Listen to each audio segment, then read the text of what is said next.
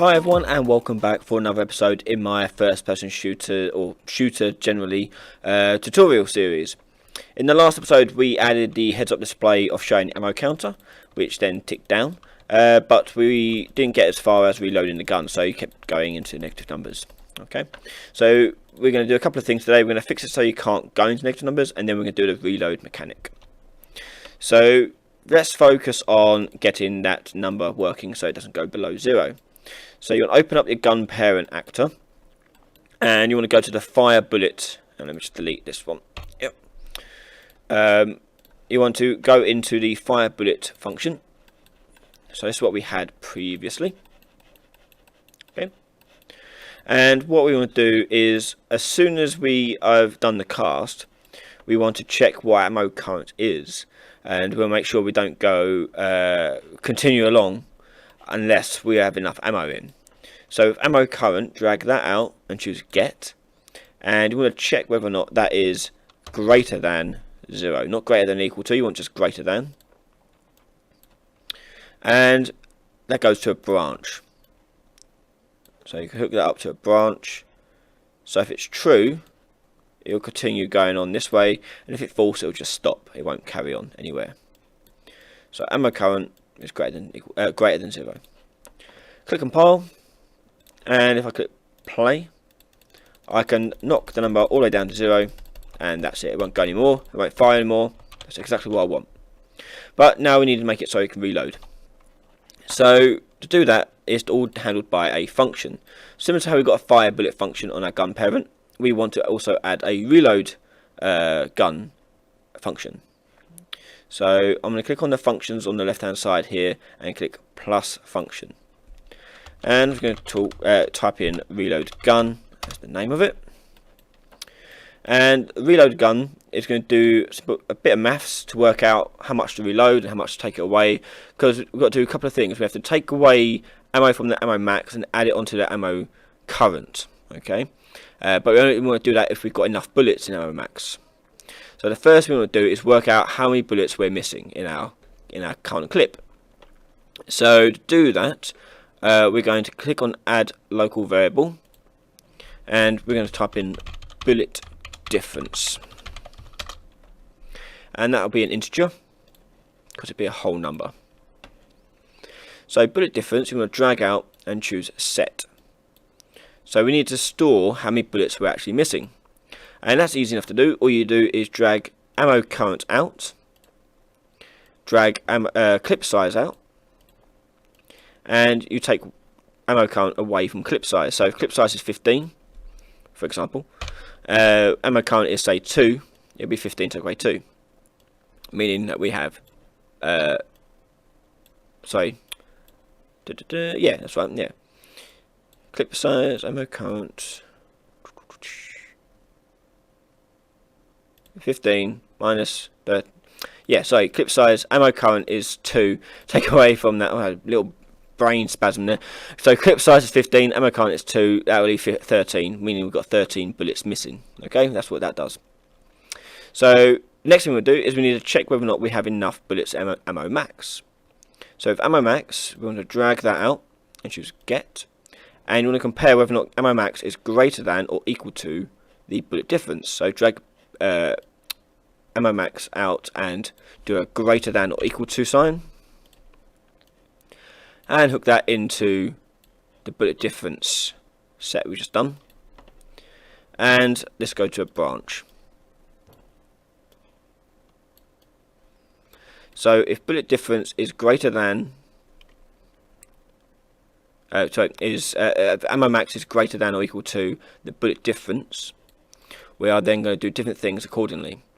So if we have more than enough bullets, we're just simply going to refill our take and do the appropriate sums. So let's do that one first. So if we've got enough ammo in our ammo max to fill up the bullet difference, you go into let's do ammo current first. So ammo current, choose set, and ammo current will be a couple of ways you can do this. You can just drag in the clip size if you want, like so, and that will be just fine. Or you can go through the whole process of like ammo current, add bullet difference back into set, but if you want, but you can shortcut it by just going clip size, so it refills the whole entire clip. Because we can do that because we have enough bullets. Okay, so ammo current goes into clip size. Sorry, clip size going to ammo current, and then we want to take away from ammo max the bullet difference. So drag ammo max out, choose set, and for that we need to get ammo max out again. Let's get, and then take away an integer, and that is bullet difference. So this just simply takes away the bullet difference away from the currently ammo max pile. So the pile of bullets loses that many bullets. Okay. So now we have to do the false. So what if we don't have enough bullets on the bullet pile and ammo max to fill up the whole bullet difference? Okay. Well, for that we have to set the ammo current again. So drag ammo current out and choose set. But this time ammo current will be just adding on whatever's left of ammo max. So ammo current, choose get again, then plus the integer of the ammo max, because ammo max will be quite small. So if we've only got, say we need, say need 10 bullets, but we've only got 3 in the pile, that'll go down here and simply just add those 3 onto whatever we've got in that ammo current. Drag that into the set ammo current, and then we just need to set ammo max again, but this time we can just leave it at 0 because it should be 0. Okay, and that is it to do the reload. Now to tie it into the actual controls of the game.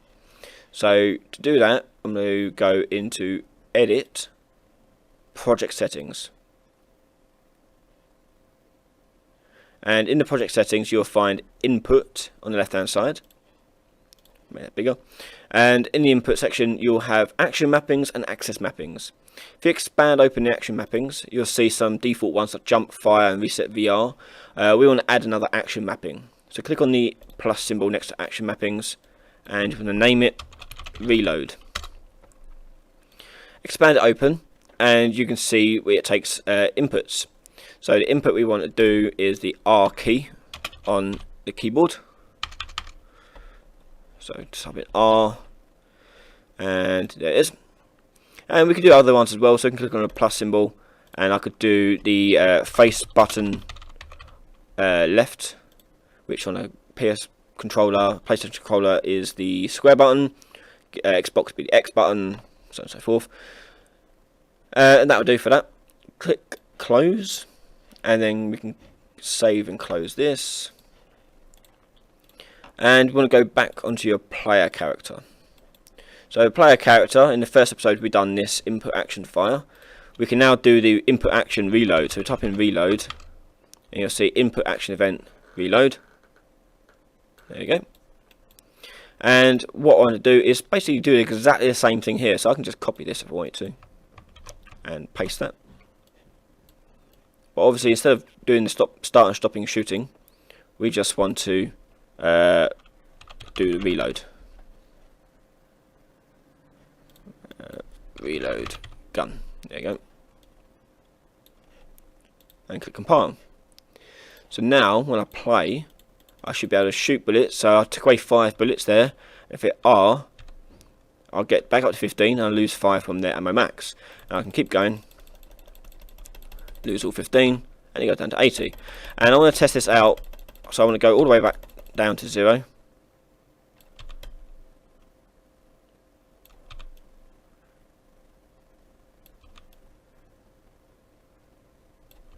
Okay, so when I shoot all these bullets, or say if I shoot, let's say 5, if I hit reload now, it should only go to 10. Okay, so if I hit reload, go back to 10, and I can shoot all these buttons off. And if I hit reload, nothing happens because ammo max is 0. Nothing can happen. I can't shoot any more bullets. Perfect, exactly what I want. So that is how you do a reload mechanic. There are other things you can do. Different games do different things. You could do like a more realistic one, so you can do actual clip size and make sure you lose the whole entire clip, and then you have to put the exact bullets back in again. Whatever you like. Okay, but hopefully you've learned from this example how you can tweak and change it to your own example. And as we add on more guns to our system, we will have to change this somewhat and slightly for each in particular gun. So when we get to that point, we can do that. Okay. Anyway, thank you for watching. Hopefully you found that insightful and easy to follow. And I'll see you next time when we start adding some more guns to our game. If you'd like to see the next video right now, you can do it over on Patreon 2 weeks ahead of time than anyone else. Thank you for your support, and please like and subscribe for future video content. See ya! Hi everyone, if you do like these videos and you have liked what I've done in the past and want to see what else I can do, all your support is greatly appreciated on YouTube. However, I do have a Patreon set up as well where you can support me even further. Money donated by yourselves will help me make better videos and better content, and more frequently, hopefully. Plus it will help me develop my own projects. Currently I'm in a project at the moment, and I'll hopefully be able to share that with you soon. If you do choose to donate and subscribe to us on Patreon, you do get access to videos 2 weeks ahead of time, plus there are many other rewards available to you too. So head on over to www.patreon.com/Ryan Laley, and thank you for all your support, and I'll see you next time. Bye.